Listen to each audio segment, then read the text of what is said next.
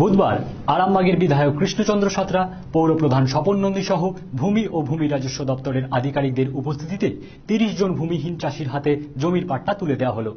আরামবাগের মায়াপুর ১ নম্বর পঞ্চায়েতে বুধবার ভূমি ও ভূমি রাজস্ব দপ্তর কর্তৃক পাট্টা প্রদান অনুষ্ঠান অনুষ্ঠিত হয়। এই অনুষ্ঠানে উপস্থিত ছিলেন আরামবাগের বিধায়ক কৃষ্ণচন্দ্র সাঁতরা, আরামবাগ পৌরসভার পৌরপ্রধান স্বপন নন্দী, শিক্ষা কর্মাধ্যক্ষ দীপক মাঝি, পঞ্চায়েত সমিতির সভাপতি শিশির সরকার সহ বিভিন্ন বিশিষ্টজনেরা।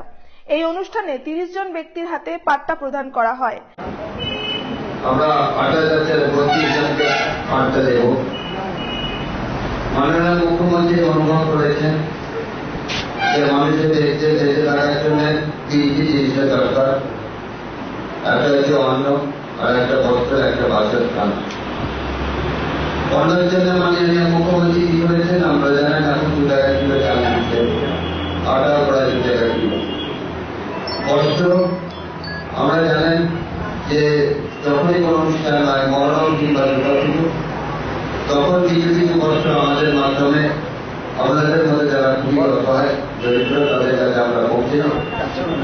আর বাসস্থানের ক্ষেত্রে আজকে আপনারা বুঝতে পারছেন যে আপনারা বাস করছিলেন জায়গায়, কিন্তু সেই জায়গাটা আপনাদের ছিল না।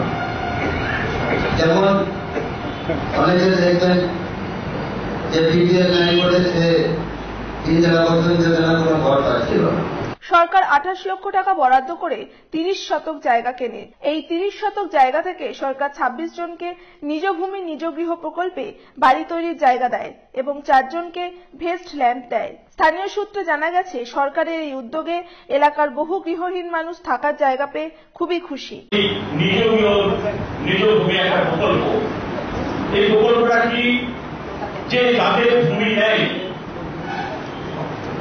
সারা ভারতবর্ষে কোন জায়গায় দেখাতে পারবেন না যে তাদের জন্য জায়গা কিনে দিয়ে চিরস্থায়ী বসবাসের জন্য একটা চিন্তা ভাবনা একমাত্র মাননীয় মুখ্যমন্ত্রী মমতা ব্যানার্জি করেছিলেন। হয়তো আপনারা বলবেন তৎকালীন যুগে একটা সরকার ছিল, বাই ফোর্স লোকের জায়গা জোর করে কেড়ে নিয়ে আপনাদেরকে দখল দিয়েছিল। তাদের চোখের জল আপনারা কিন্তু কেউ শান্তিতে থাকেননি, যাদের জায়গা নিয়েছে তারা চোখের জল ফেলে। নিউজ